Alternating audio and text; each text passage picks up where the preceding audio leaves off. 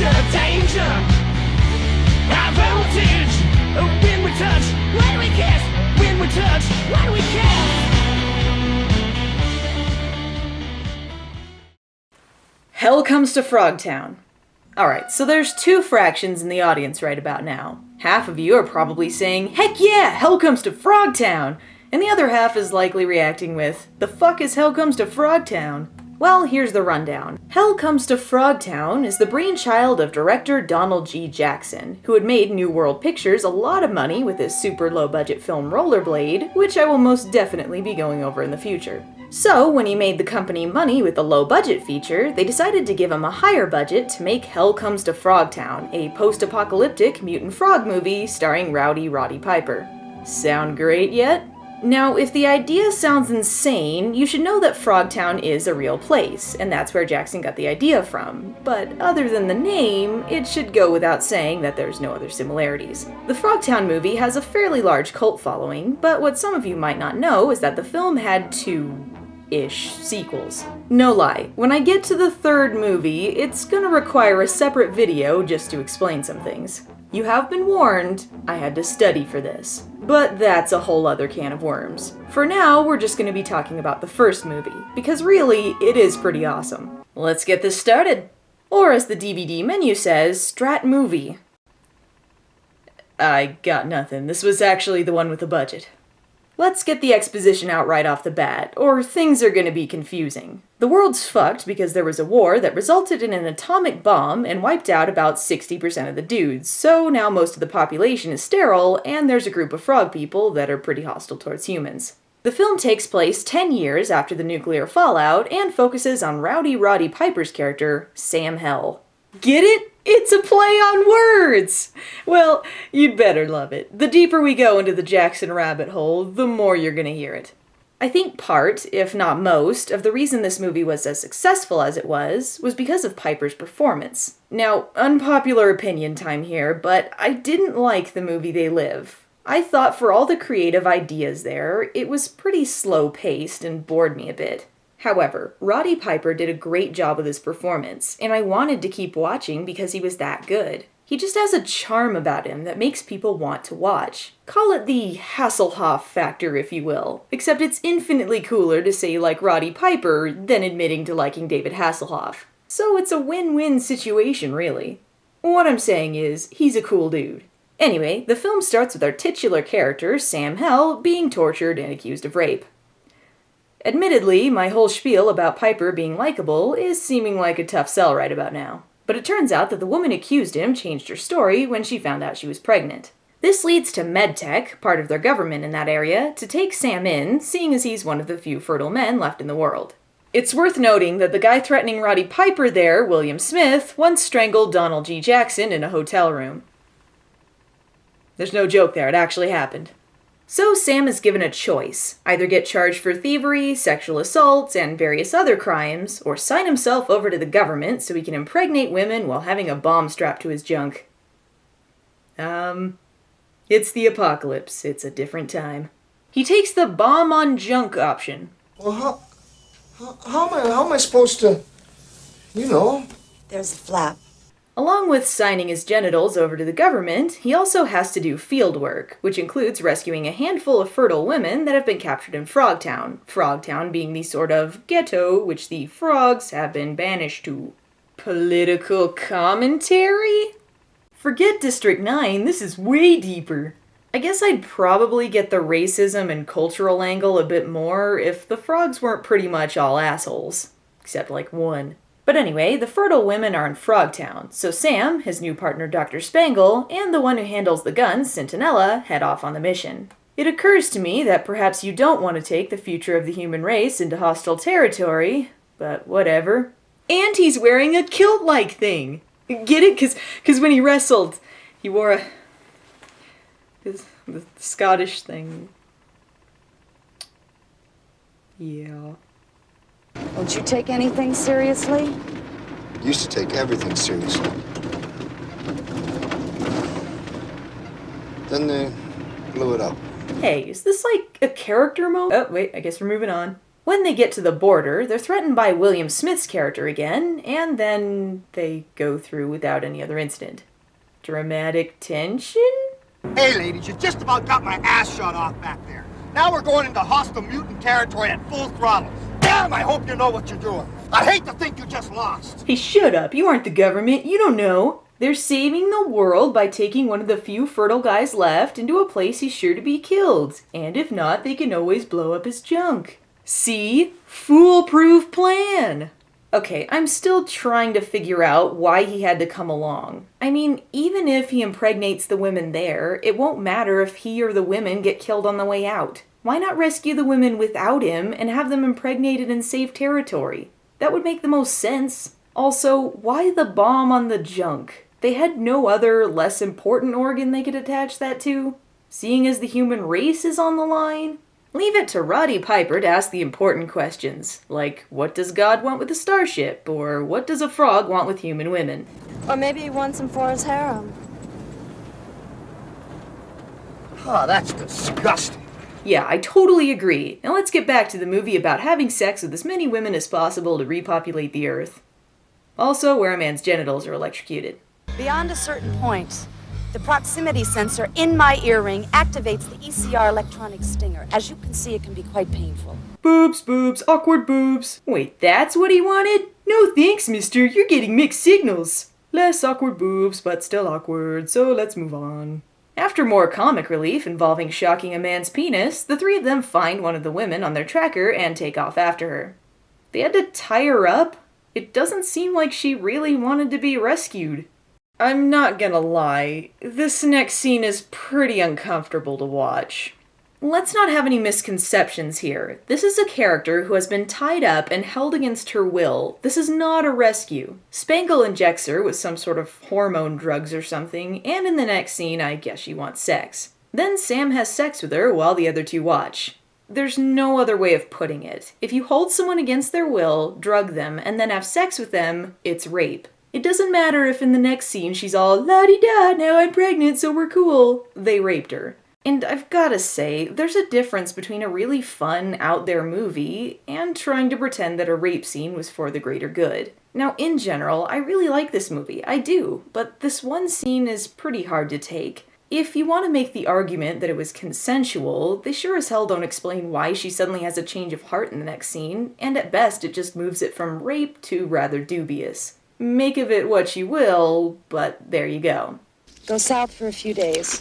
The Border Patrol will pick up your signal and evac you to a medtech hospital. What? They're not taking her with them? Then what's the whole point of their rescue mission? So, the plan to rescue the other women involves going undercover into Frogtown with Spangle posing as Sam's prisoner. By trying to sell her to Commander Toady, they can infiltrate the harem and get the girls back. Commander Toady.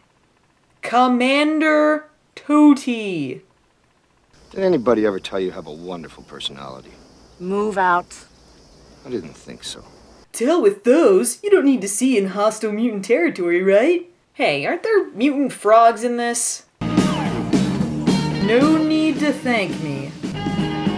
Hey, this is pretty cool. Aw, fuck you, movie. You never could hold your liquor. Looney, you're alive! Allow me to introduce you to Looney Tunes, played by Rory Calhoun. He was one of Sam's friends during the war, and he's pretty awesome. Apparently, he's hanging out in Frogtown to mine uranium. I don't have much criticism for Looney. He's a fun character, though him being there does raise the question as to why this is considered hostile territory. I mean, it's dangerous, yeah, but they were acting like you get killed as soon as you step foot in Frogtown, and everyone seems alright with the humans being there. At the very least, they're getting begrudging glances, but if Looney's been there a while, he seems to be doing okay. The rest of the bar scene is pretty much gags about eating and drinking gross things, and a long conversation about bartering for Spangle, but the payoff here is worth it. They meet up with Bull, one of Toadie's men, who doesn't care for humans much. Get it? Bull? And he's a frog? Ha ha ha! I'd be sad if the puns didn't get worse in every movie. But anyway, we get this exchange, which is arguably the best part of the movie. Got a name? Hell. Sam Hell. Never heard of you. She yours? Barter to Leroy. Private Barter. Well, yes, but... Shut your hole! Done! Movie over. Can't top it. Shut your hole! So he bids on Spangle himself, and I think he makes a convincing argument. It ain't good enough. Not again! I said it was hard bid 5, flat lips! You know, they say it's hard to act through makeup, but seriously, dude, tone it down. The hell was that? So it turns out that the girl frog is their inside contact, who can get Sam into the harem to rescue the women. But first, we need more comedy. I don't even know you. But I know you. Even here, your name is Legend. Yes, his sex is so good, he's become legend. He has the one wang to rule them all, one wang to vex them, one wang to bring them all and in the hostile mutant territory sex them. Thankfully, we're spared the frog sex scene when Sam's junk monitor goes off, signaling that Spangle is getting out of range. Penis GPS, away! I know a shortcut to Tunnel 43.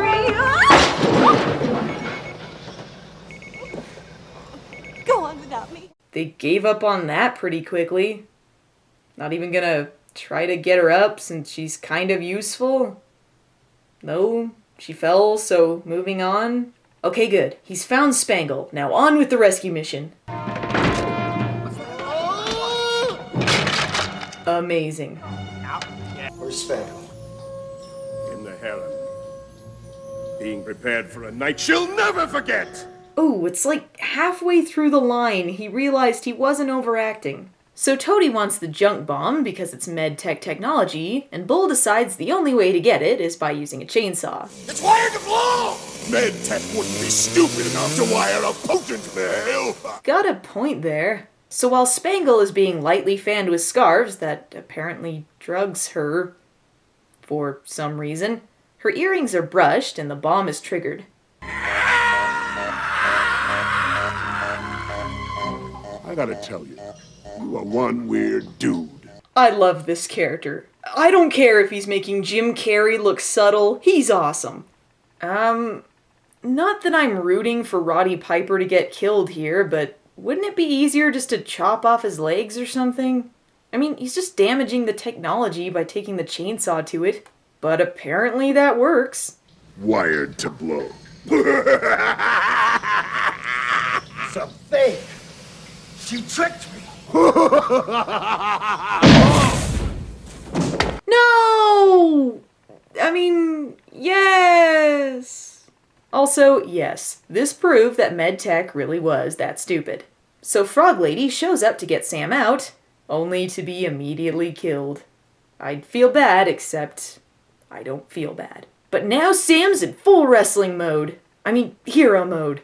Time to chew bubblegum and kick ass. And he's all out of bubblegum. Okay, I liked that one line. Meanwhile, Spangle has been brought to Commander Toady to perform the elusive Dance of the Three Snakes, which, incidentally, is what most people remember about this movie. And what are the three snakes, you ask? It's frog penises. Pfft, total fan service. Everyone knows that those frog penises are there to create audience boners. Come to me! I ain't going near any of those things. No! Pretty easily defeated on that one. But whatever. Time for that big damn hero moment. Eat lamb, froggies! I feel like that line should be lame, but it's not. In fact, that's kind of how I feel about this whole movie. I mean, look at this. What's not to love? It was your wife's, wasn't it? It's my daughter's. That's all I could find. The war was a long time ago. Not for me. If I could throw in a critique for a second, I'd just like to say that this movie could have used more of these moments. Because if you just want to make a no-brainer comic movie, that's fine, but they start to scratch beyond the surface at some points, and it makes me want to know more about the characters. If the sequels, say, had been about the war, that would have been an interesting story. But I know what happens, so we'll talk about it when it comes to it. They manage to break in to rescue the girls just as Centinella arrives to pick them up. You boys are gonna eat dirt or lead? Wise choice. Not yet, Wardy. Go on, I'll cover. You rock, Looney Tunes. They all pack into the vehicle comically, much like a clown car if, instead of clowns, it was filled with a harem of tackily dressed women. And Roddy Piper and Rory Calhoun. So much better than a clown car. I told you my plan would work. Yeah, you did.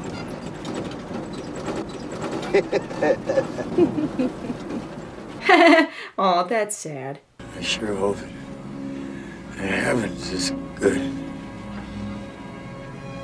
Your soul was lost in the river! Oh well, enough of that namby-pamby bullshit. Let's have some frog fighting again. There's a shootout car chase for a bit before they lose the frogs in the rocks, only to be stopped by Count Sodom, a character who has before this only had one scene. He's working with the frogs, supplying them with guns, and it turns out that he's actually William Smith.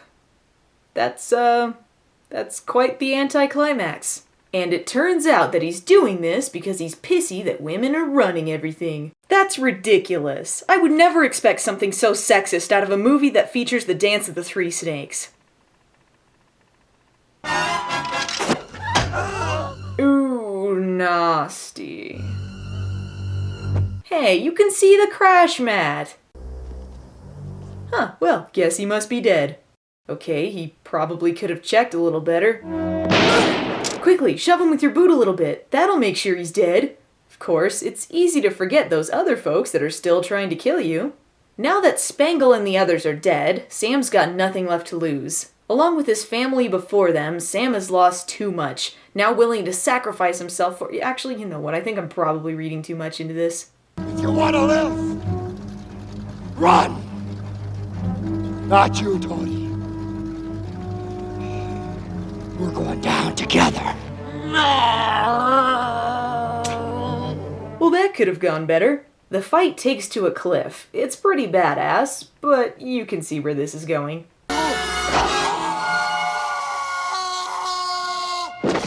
Sam Hell wins. And it turns out that everyone else didn't die, except Looney Tunes, and everyone has a happy ending. So wait, they were just hanging out behind those rocks that whole time while Sam was fighting for his life? He was ready to blow himself up back there. You guys are awful. Plan. That was a plot to murder me. I ought to kick your butt. Oh, just try it, Buster. Oh, those two. They're in for one abusive relationship. Maybe after you complete your duties, I can get us a couple of weeks' leave. What do you mean when I'm finished my duties?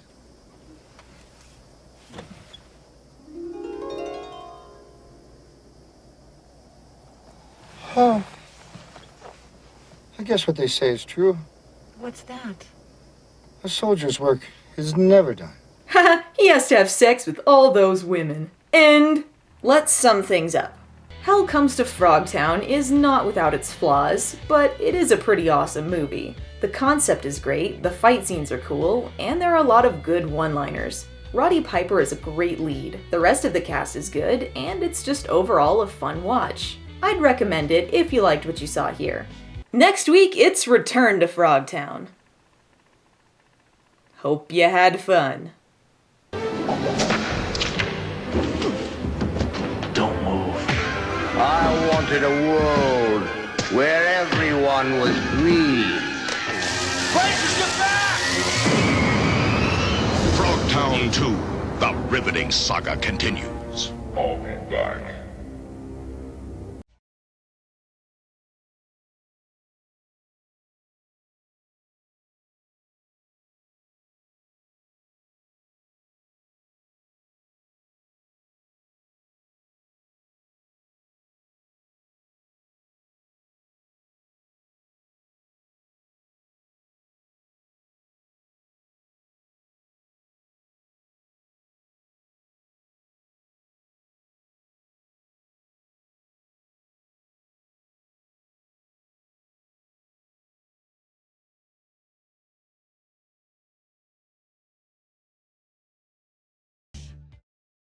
Shut your hole!